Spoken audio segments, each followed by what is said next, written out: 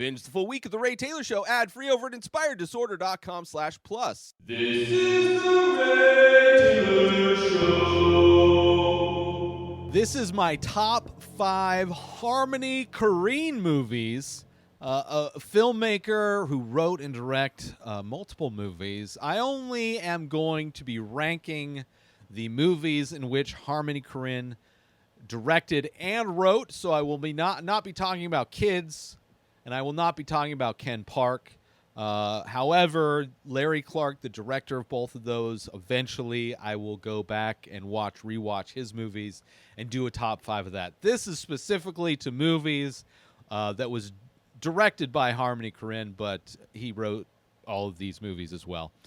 So just putting that out there for anybody that might be concerned why maybe Kids or Ken Park didn't make the list. That is why. Harmony Korine, obviously, one of the most unique voices in film, I would say. Somebody that, in my opinion, is an inspiration for the kind of lo-fi DIY culture that I care so much about. He is somebody that has shown you can make really compelling films and stories using very little, one of which being one of his movies, Julian Donkey Boy, which may or may not be on the list. We will find out very soon. But that movie was certified in the Dogma 95 certification, which eventually, I don't know how I will go about doing this, but eventually I would love to do a top 5 of the Dogma 95 movies. That being a film kind of created by a few directors, I think in like Norway or something like that. Lars von Trier being one of the directors, which is another director that I will love to dive back into his films and rank as well. But they came up with a set of rules that were to take on the film industry and its move towards higher budgets and special effects, and making film less and less reflective of the world that we exist in. And Julian Donkey Boy is one of the films in that list, one of the films certified in that group of films, and certain things that would make your film certified by them would be you have to use all natural lighting, you have to film it on like a camcorder type of device. All of the credits and things had to be filmed in camera. Basically, everything had to be done in camera. Very little to nothing is done in post. And I appreciate that. It is very much like the punk rock of the movie art, or the Dadaism of film, in my opinion. I would also say Harmony Korine is the art house Rob Zombie. Their subject matter in their films is very similar. They focus primarily on people who are disgusting. They are like just kind of disgusting anti-heroes in a lot of ways. They try to make you sympathize with horrible people at a lot of levels. Whereas Rob Zombie is definitely more of the horror genre, but also definitely not as artistic and creative as Harmony Korine would be. But the tone and the vibe that you get is very similar. If you want to improve your mental health, avoiding these movies would be something I would recommend. Watching Harmony Korine movies is a great movie to amplify any anxiety you may have. If you need to be triggered in any way, panic attacks, depression, these are movies in which those states of being can be acquired quite easily.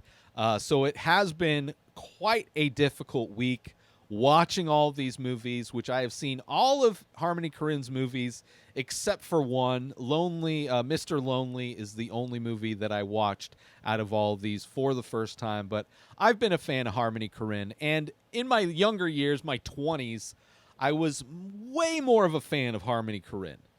For whatever reason, in my 20s, I loved like gritty, dirty, real, painful stuff. And that is what you get when you watch Harmony Korine. And now that I am in my 40s, it's painful. It is painful.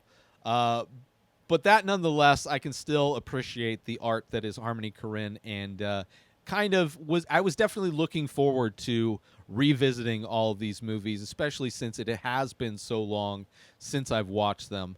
And he is inspiring to me. His lo-fi movies are definitely something that inspired me in general, artistically, creatively. All of his movies, there is this like documentary feel to them. I think part of that is that he uses a lot of inexperienced actors. A lot of the people in his movies are just regular people that he brought in to portray these certain characters. A lot of the dialogue in his movies is improvised. So I think both of those things, along with the camera work and just the raw nature of it, make it feel like you're watching real life. And I think because of that authentic, real feel, it adds to the vibe of depression and desperation that a lot of his movies have. They also have, like, especially his earlier films, very disorienting, very chaotic, a lot of fast cuts, a lot of disjointed audio, just a lot of things, a lot of aspects of his films that almost make you feel high, make you feel disoriented in a way, almost make you feel like you've been blacking out throughout this movie, like in and out of consciousness throughout the movies as they go along, which is amazing to pull off because a lot of directors try to emulate that kind of feel, but very unsuccessfully. So with all those things said, let's get into my top 5 Harmony Korine movies, starting off with number 5.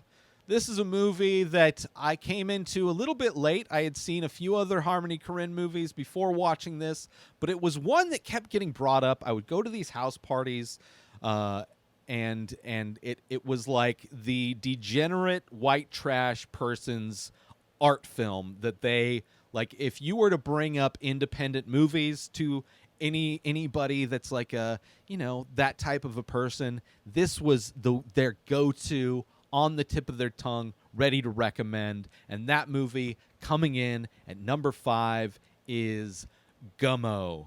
This is a movie that I actually had hoped to enjoy quite a bit more in the revisit. It's a movie that, he only has done 6 movies. So only one of his films was left off of this list as far as a writer-director. So there is one movie that I like less than Gummo, but I'm not a big fan of Gummo. A lot of his films, sadly, make me feel bad. Like, they make me hurt inside. They make me, they contribute to my depression, anxiety, and all of those feelings that I don't like. And Gummo is a story about these kids living in a part of Ohio that has been decimated by a tornado. And they're poor to begin with, and there's not a whole lot to do, and a lot of their town has just been destroyed and not been rebuilt. A lot of people left, and it's just kind of what it feels like to survive in that kind of reality. And let me tell you, it's not a fun reality to survive in. In addition to most of his movies, a lot of this cast, there's only a few experienced actors in this movie. Chloe Sevigny is one of the few actors that's in a lot of his movies. She is in this one as well. And, it's following a few different kids in this town, a lot of people who actually live in this town, and it's an experience. A lot of his movies are just an experience, and this one provides, I would say, a very, very like just like visceral experience in just desperation in a lot of ways, and just like you're hanging around people that are just not good people. And you're hanging around a lot of people, surprisingly, in the year 2022, if this movie was made today, I mean, it feels like a documentary. Like I said, like so many of his films do. But it seems like a lot of these people would have their homes decorated in Trump flags. Thankfully, this movie was made far before Trump. This was 1997. But I have a feeling if this movie was made today, there would be, not that there was like, I don't think there was any Confederate flags in this movie, but for sure there would have been a lot of Trump decorations around if this were a film made today. Although it wasn't a documentary, it was a film, so that might not be true. But if this was a documentary, it would have definitely had a lot of Trump injected into it. Of course, the classic scene from Gummo is the scene at the end of the movie where one of the kids that we've been following, who has like this side hustle of collecting dead cats around town. There's like an infestation of cats from all the people that left after the tornado. And as a way to curb the cat population, the stray cat population, there's a guy who works at a grocery store that pays these kids to bring him dead cats, which is kind of brutal. There's a lot of like kind of difficult scenes in this involving cats, which in reading more about this, a lot of the cats that were involved in this were primarily puppets. So no animals were actually abused. But the way it's filmed makes you feel like you're watching cats being abused and dead cats being it is painful to watch. But that kid, one of the kids that has that side hustle, he's taking a bath in probably the dirtiest of dirty water, probably water that you would see in like Flint, Michigan, just the dirtiest of dirty water, taking a bath, and his mom brings him spaghetti to eat, and there's a piece of bacon taped to the tile in the background of the bathtub. That's just random. I mean, like so many things in these movies, which make it feel so authentic. This piece of bacon, cooked bacon, taped to the wall in the background. And then, like, these kids come to the door selling candy bars, and the mom buys the candy bar and gives it to their kid while he's in the bath. It is, like, a disgusting scene. Like, so much of this movie is disgusting. And because of that, I had to put it down. And there's like this random bunny character that's kind of going around. It's just like, it's hard for me to latch onto any kind of narrative through line that's going on, any kind of themes. It's just really like you're experiencing the reality of what it's like to live in this area after a tragedy like a tornado. And let me tell you, it is not a fun experience. But yeah, Gummo, it's like, it is like the white trash art house film. Like it out of all the art house films that have been made, it is the one where you can almost be guaranteed that is something that, you know, people that grew up poor and white have seen, and it's like their go-to. So anyway, that's my number 5, Harmony Korine. Not to be offensive towards anybody that may have grown up. I mean, it's not your fault growing up poor and white, but it is, you know, it is a portion of culture that we don't get to see represented in film very often, and generally is represented in very much a, you know, a stereotypical cartoonish fashion. So this is really showing you giving you like the real representation of what it is to grow up as like poor white trash in America, which I can appreciate that. Like I can appreciate what the types of stories that Harmony Korine is putting out there. So moving on to my number 4 favorite Harmony Korine film. This is one that I watched for the first time in this watch, and it is probably one of his most different movies, I would say. Coming in at number 4 is Mr. Lonely. this movie kind of feels like two movies, and that's one reason why it's coming in down at number 4. I initially had this higher, but I had to put it lower just because of it has like it really feels like there's two movies going on. One of the movies is about all these impersonators. I mean, first off, the movie takes place in overseas. It's not dealing with the U.S., which all of his movies are based in the United States. Primarily, a lot of them, a couple of them in Florida, some I think North Carolina, obviously Ohio. But this one takes place in a cross between in Paris, where there's these impersonators, these celebrity impersonators. You have a Michael Jackson impersonator played by Diego Luna, who's a great actor. And he meets a Marilyn Monroe impersonator played by Samantha Morton. And Samantha Morton's Marilyn Monroe has a husband who is Charlie Chaplin, and they have a kind of a place where impersonators can go and live. It is like a community of impersonators in the Highlands. So this is the Scottish Highlands, I believe.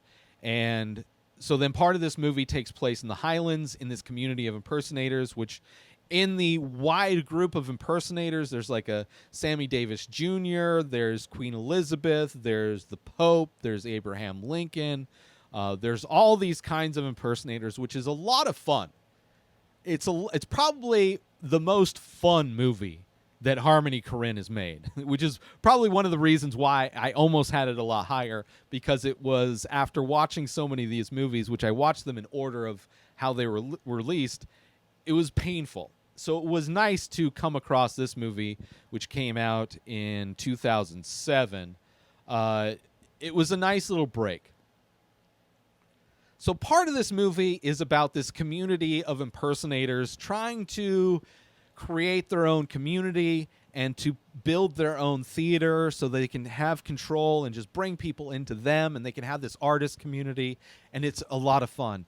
And then there's this other movie that's going on about this African village that these nuns are going to bring aid to and to help out.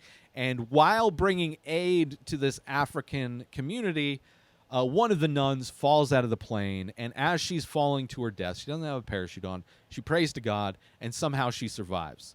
And then there becomes like this thing where the nuns, it becomes a thing where if you are of pure faith and believe in God, he will save you. And now there's this thing where this pilot, who is a preacher, is bringing these nuns up to jump out of his plane and survive, to prove, to become enlightened, because this nun who survived became enlightened and all this thing. So, which is an interesting short film idea on itself, and in some ways is tied in.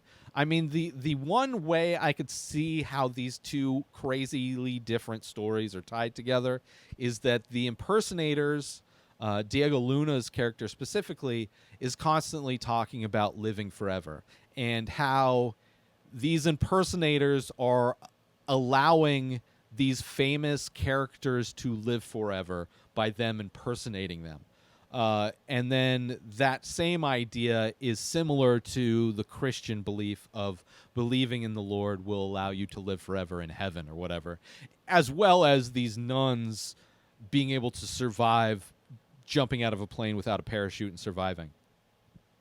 So the theme of this movie is like the different ways in which we convince ourselves that we can live forever. But tragically, this movie, as life does, comes crashing down and smacks you in the face, and you realize that everybody dies. And this movie ends in a way that actually kind of made me laugh. There's a suicide that happens in the impersonation camp that didn't make me laugh, but it is kind of how that particular part of the story shows that this illusion of living forever is not real. But then there is on the nuns jumping out of a plane situation, where basically the plane crashes and all the nuns die, and I actually laughed at that. Nothing funnier than seeing a bunch of nuns that are dead, that have washed up on a beach, that God didn't save them, despite the fact that they were actually surviving. But this one also has Werner Herzog, who is another regular, along with, I think this is one of the few movies that has Werner Herzog in it, but doesn't have Chloe Sevigny in it, which is kind of interesting, because Chloe is in most of Harmony Korine's films, along with Werner Herzog. But yeah, so coming in at number 4, because it's a little bit disjointed, it was nice. That's why it's over. I mean, clearly over Gummo, because at least it made me feel something other than like complete and utter depression. But it because it was so, it felt like two movies pushed together. It comes in at number 4. Mr. Lonely at number 4. And now a quick word from our sponsor. Now you can wear The Many Faces, original art by Ray Taylor. Select pieces from the ongoing series of abstract ink paintings. All products made with high quality materials, made right here in the USA. Go to inspireddisorder.com/TMF merch to browse the entire collection and save yourself an extra 10% when you check out by using coupon code RTSTMF. So once again, go to inspireddisorder.com/TMF merch and save 10% when you use coupon code RTSTMF. And now, back to our show. Moving on to my number 3 favorite Harmony Korine film. This is one that I mentioned earlier, is certified by the Dogma 95 certification, and that movie is Julian Donkey Boy. This is just another movie similar to Gummo in some ways, where this is more about a family, a very dysfunctional family, a family that has a lot of trauma, a family that has, some people have mental disabilities, specifically Julian, played by Ewan Bremer, who I think is a great actor. He's a UK actor that's been in, I think he's actually maybe Scottish. He's in a bunch of great movies, and I can't think of any of them right now, and I could probably just click on his name here on IMDb and bring up. He's in both the Trainspotting movies. He's in Wonder Woman, Alien vs. Predator. Not that that's something that really should be celebrated, but a great actor nonetheless, who plays a character. This movie was inspired by Harmony Korine's uncle, who suffers with schizophrenia, paranoid schizophrenia. So our main character, Julian, is suffering with paranoid schizophrenia. His dad, played by Werner Herzog, is somebody that's, an older guy who's, first generation, he fresh off the boat kind of a guy, doesn't really believe in mental disorders, thinks it's something that he can just wake up from. So he's mentally abusive, sometimes physically abusive. You have Chloe Sevigny, who plays the sister of Julian. And then there's another one of the brothers who's trying to become a wrestler, probably most normal out of the group of the family. And then there's a grandma that lives. They all live in the same house. And it's a very messed up situation. But a movie, because it was filmed in such a way, like it is the example that anybody can make a film. Anybody can make a film. We have devices at our like that we can use to create a story in such a way that you don't need to have giant budgets. You don't need to have even spectacular actors. Now, I'm sure it helps that there's actually good actors involved with this movie, but then there's still a lot of people that aren't actors in this film as well, similar to most Harmony Korines.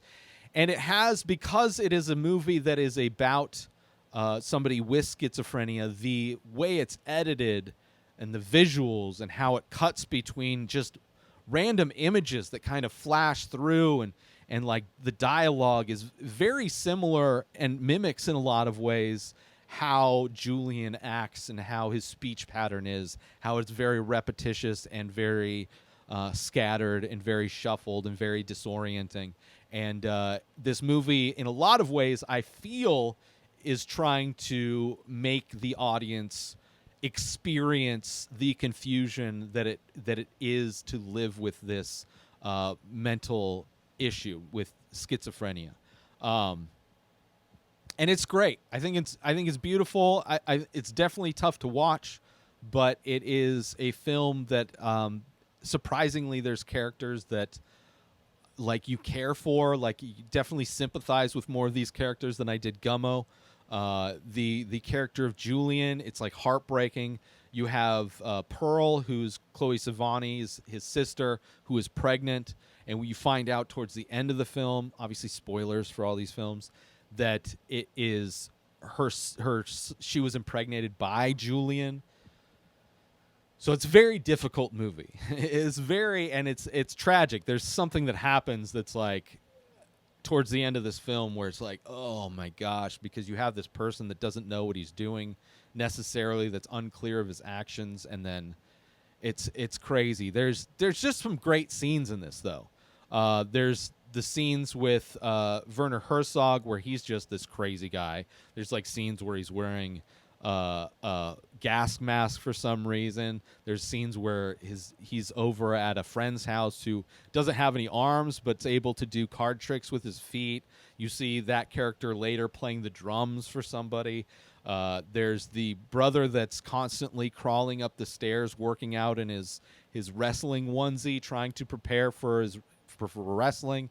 There's scenes where Julian is communicating with his dead mom, who died, who basically died during the childbirth of the younger son. So that's one of the reasons why, despite him being like the quote most normal of the group, the dad is very horrible too. But there's scenes where Julian is able to talk to his mom, or he thinks he's talking to his mom over the phone. But it's just his sister Pearl on the other end of the phone, where she's trying to help him get through his mental issues. Yeah, it's a crazy film, definitely a crazy film, but it is a great work of filmmaking, and that is why it is at my number 3, despite the fact that it's hard to be entertained by these movies so far. There are definitely moments that I appreciate, and the fact that it was created in the style that it was, I really appreciate. And it's a hard movie to watch, but a great film, a great piece of art. So moving on. So that's my number 3, Julian Donkey Boy. Moving on to my number 2 favorite Harmony Korine film. This is one that is kind of the change in Harmony Korine's films. I guess Mr. Lonely is probably the first of that, where he's starting to make more traditional films, if you can even call any of Harmony Korine's films traditional. But this one feels like the biggest budget. It has the biggest cast so far of actual actors, but it's still painful to watch. It is still not a pleasant ride that you go on. But coming in at number 2, Spring Breakers. This is a film about this group of girls who want to get money to go down to Florida and celebrate spring break, party it up with all of the people that are down in Florida for spring break. This is the first of 2 movies that Harmony Korine made that is located in Florida, and it's starring some Disney stars, Vanessa Hudgens, Selena Gomez. You also have James Franco in probably the best acting role of James Franco's career, in my opinion. He's playing Alien, a local rapper who's also involved in the drug business in Florida. But these girls, this is a crazy story. Still has that Harmony Korine feel of disorientation, detached audio, a lot of quick visuals. There's a lot of slow motion video of partiers topless. So there's a lot of nakedness in this. There's a lot of sex in this. It is definitely that type of lifestyle, that Florida garbage person, drug dealer, life's hustler lifestyle. Just very hard to watch. And it's not like these it's not a story about innocent girls going to Florida and being corrupted by Florida. It is not that story, because these girls, in an attempt to get the money they need to go party like they want to party in Florida, they pull off a robbery at gunpoint. And you see girls that you wouldn't expect, you don't see in any movie, these nice little girls who are in college, these college girls, attractive, beautiful, former Disney actors, being the gangsteress of gangsters in this movie. And it is 1,000% believable. So they knock off a restaurant that has a great shot where the getaway driver drives around the restaurant, and each window the driver passes, you're seeing more of what's going on inside, the chaos that's going on inside, which apparently that was initially done in a single shot, but was cut for time. Like, it seems so many of his movies are really cut down for time. But that's how they get their money to go. And then they go down and party, and they're doing drugs. They're getting drunk. And then they start running into situations where they're getting in over their head. But at the same time, they're not. Like, some of these girls are rising to, not all of them, slowly some of them leave, and you know, they are in over their head, where then some stay, and they're like almost getting used to the lifestyle. And it's crazy. It's crazy how it goes. It's crazy how it ends. And great performances by everybody involved, but definitely one of the best performances by James Franco. And a crazy movie. A crazy movie. It's by far the best looking film that he's done.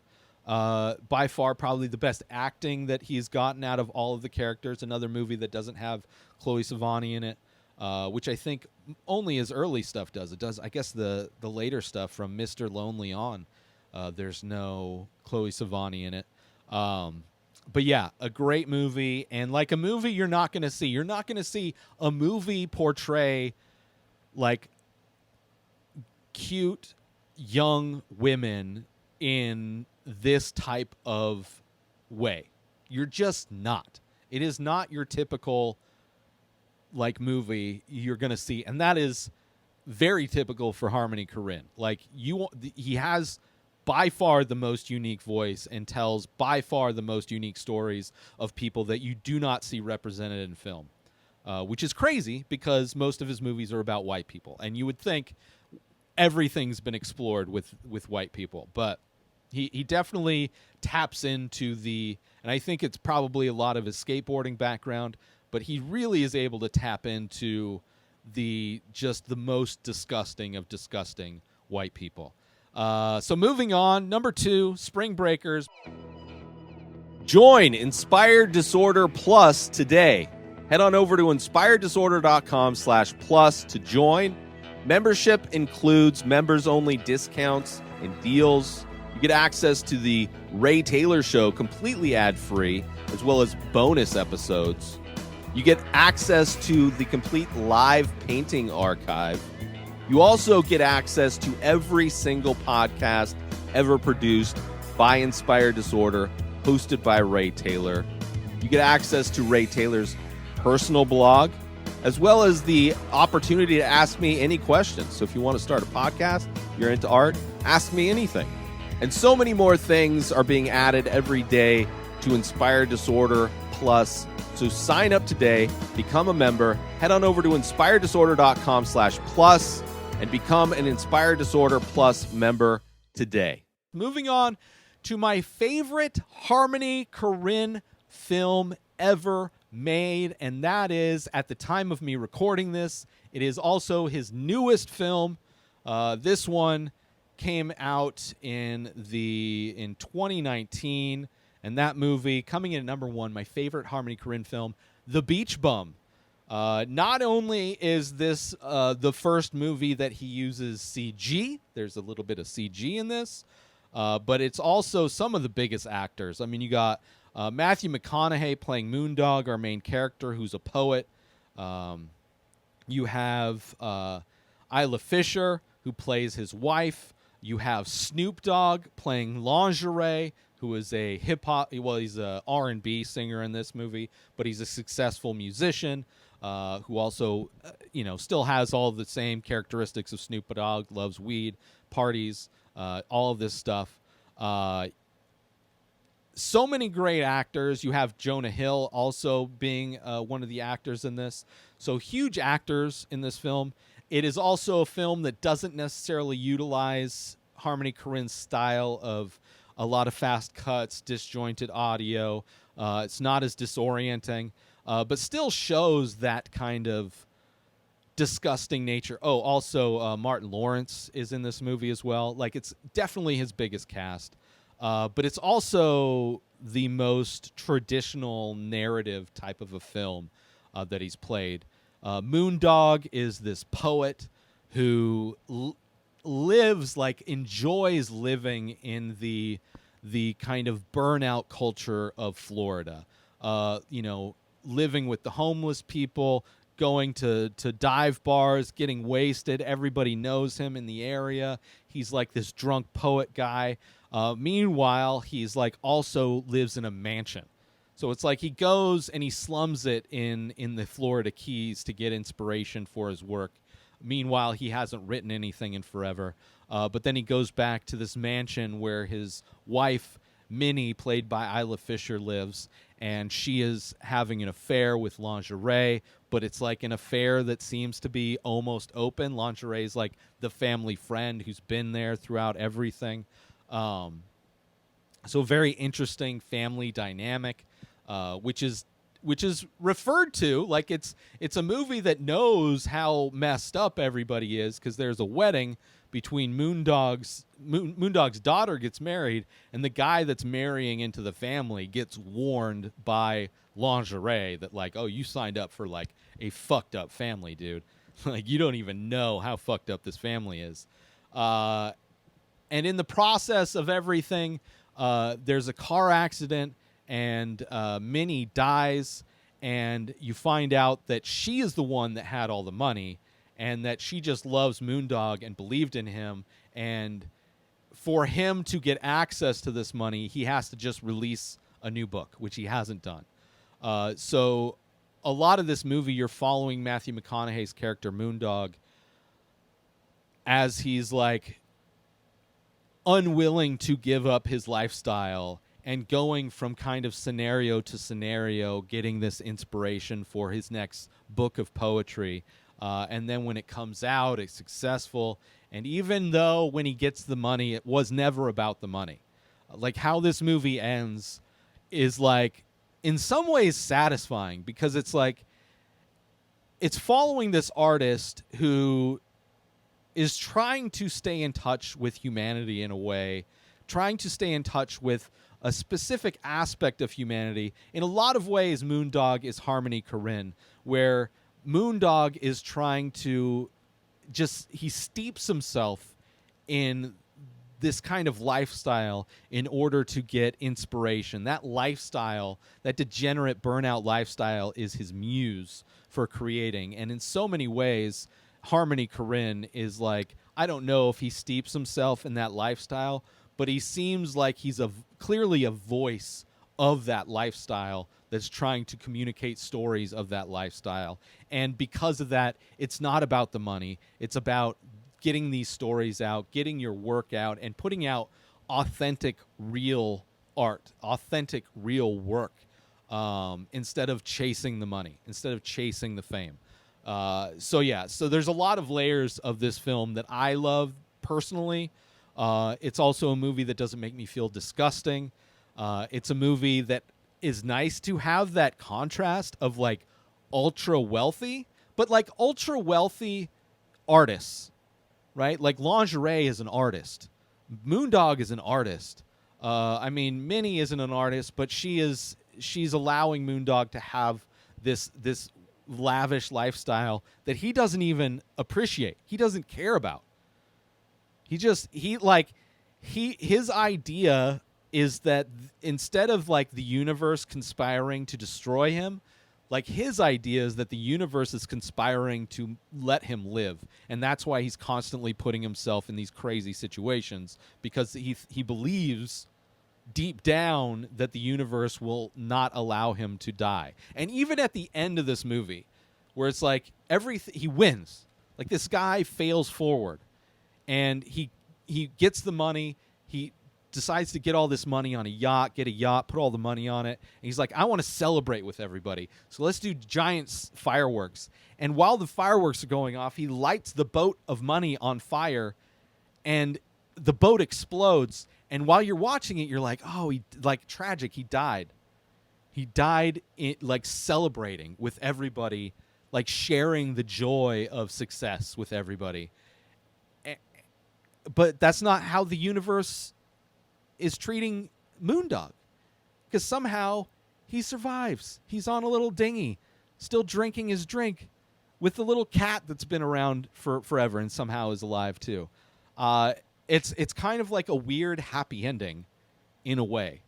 And I really like it. I like it. Jonah Hill's character is great, playing like the manager or the agent for him to get these book deals, who's like the slimiest of slimy guys. You have Martin Lawrence is he plays like this dolphin tour guide guy.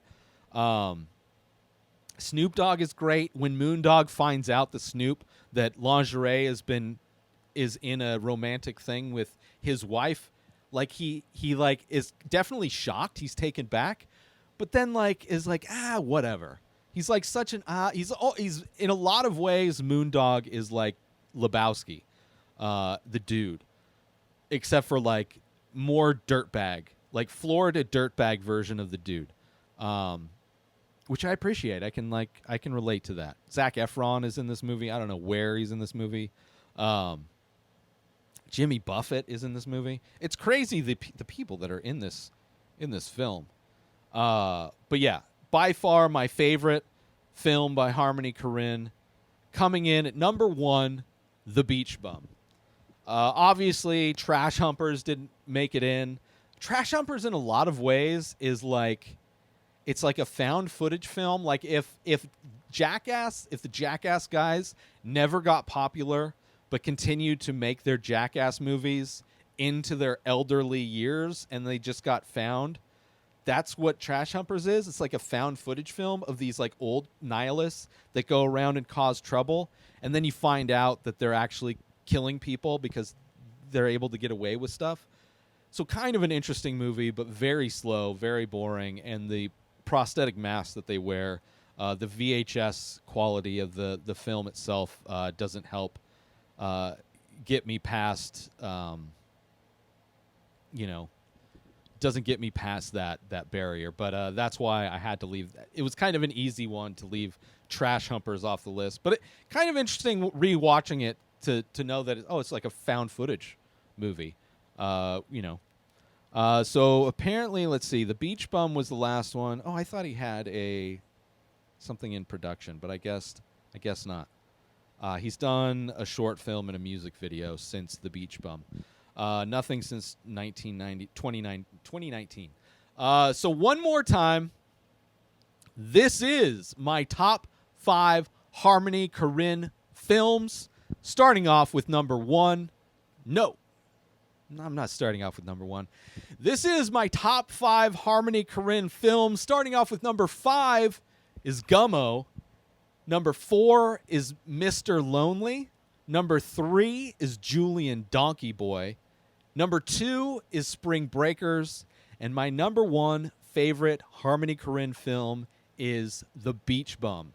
Let me know how you would rank the Harmony Korine films. Now, I'll remind you, I did not add or consider adding Kids or Ken Park because he did not direct those. He only wrote those.